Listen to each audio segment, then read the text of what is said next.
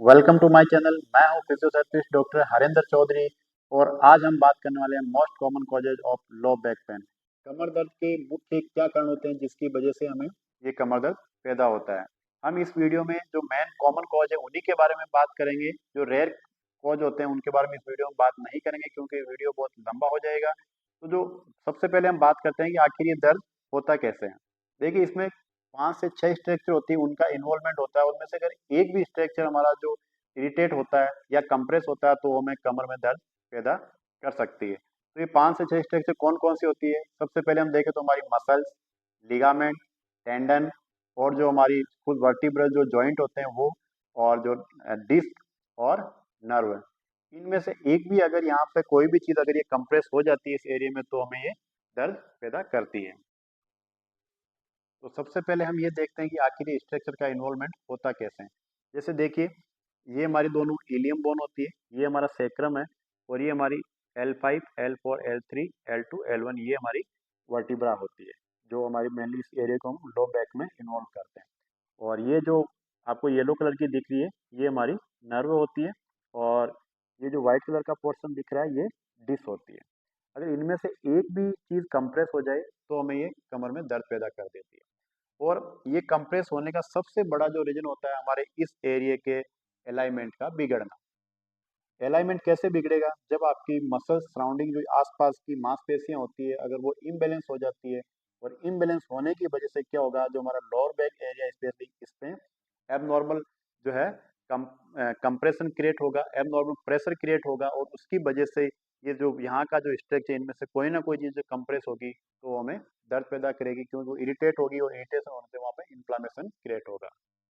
प्रकार से जब बहुत ज़्यादा प्रेशर क्रिएट हो जाता है तो क्या होता है कि डिस्क होती है वो कंप्रेशन होता है डिस्क के ऊपर, और डिस्क कंप्रेस होकर बाहर की तरफ आउट हो जाती है, और आउट होने के बाद में ये डायरेक्टली सीधा नर्व को प्रेस करती है। इससे नर्व में इरिटेशन पैदा होता है, और इरिटेशन की वजह से यहाँ पे लोकलाइज इन्फ्लामेशन पैदा होगा। उसकी वजह से हमें यहाँ पे दर्द पैदा होने लग जाएगा। और जब ये बहुत ज़्यादा कंप्रेस हो जाती है हमारी नर्व, तो ये जिस एरिया में सप्लाई कर रही है उस एरिया में हमें उस एरिया में पूरा दर्द पैदा कर देती है।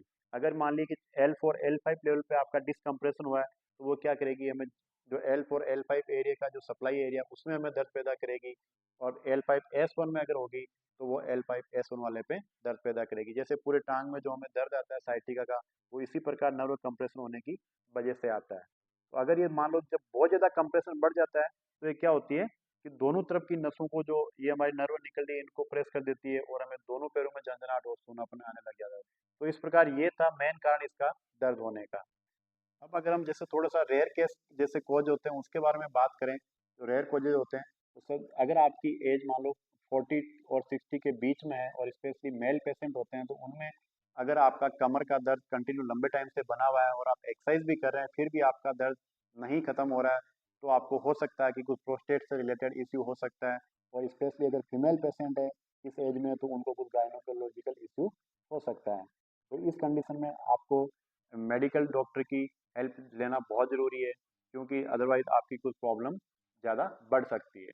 और अगर इससे इसके अलावा अगर आपकी एज 60 टू 80 या उससे ज़्यादा है और आपको कंटिन्यू लंबे टाइम तक दर्द बना रहता है तो वो आपको एब्डोमिनल एरोटिक एन्युरिज्म की प्रॉब्लम हो सकती है, या कुछ और पैथोलॉजिकल इश्यू हो सकते हैं। तो उस कंडीशन में आपको मेडिकल डॉक्टर से कंसल्ट करना बहुत ज़रूरी है।